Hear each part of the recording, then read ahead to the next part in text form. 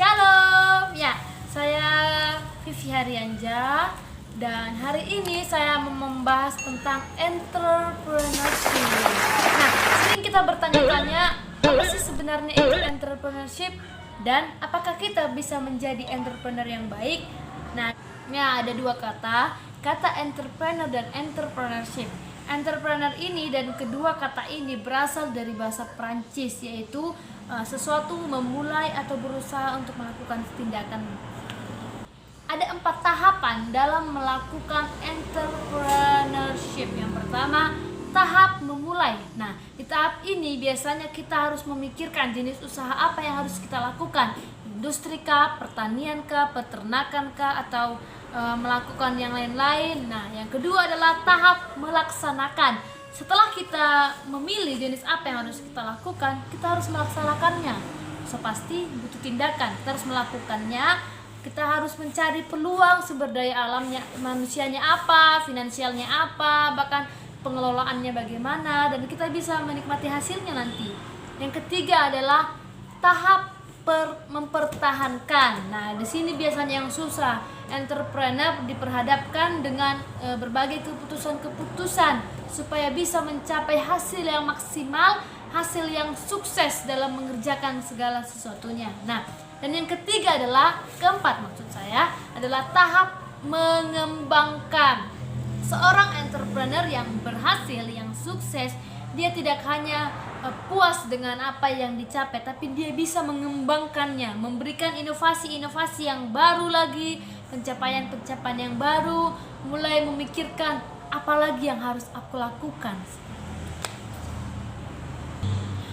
Kalau bicara tentang prinsip entrepreneurship itu, pasti kita harus tahu. Yang pertama adalah prinsipnya adalah jangan takut gagal.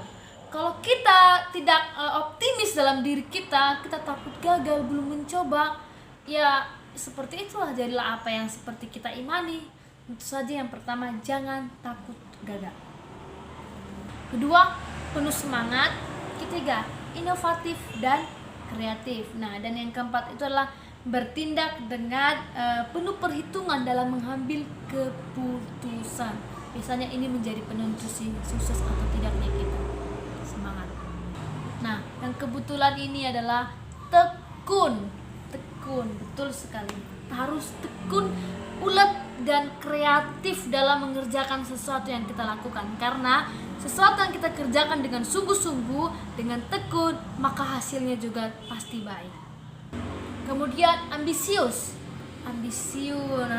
punya ambisi yang tinggi nih supaya bisa mencapai yang lebih maksimal.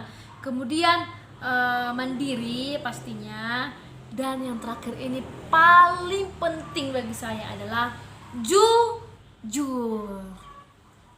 Nah, di mana-mana, di dunia manapun, di planet manapun, bertemu dengan orang manapun, yang paling dipentingkan adalah jujur, karena ini adalah harta yang paling terbaik. Kalau kita jujur dalam segala pekerjaan kita, tindakan kita, usaha kita, maka itu akan mendatangkan berkat sendiri bagi kita, hasil yang baik. Itu dari berkat buah kejujuran kita. Yang pastinya itu semuanya yang harus kita lakukan. Kita tahu bagaimana kita harus menjadi entrepreneur yang baik, penuh semangat, jangan takut gagal, jangan mudah menyerah. Ingat, kita harus punya motivasi yang baik, tujuan yang jelas, dan visi yang baik, sehingga hasil yang kita dapatkan bisa menjadi baik.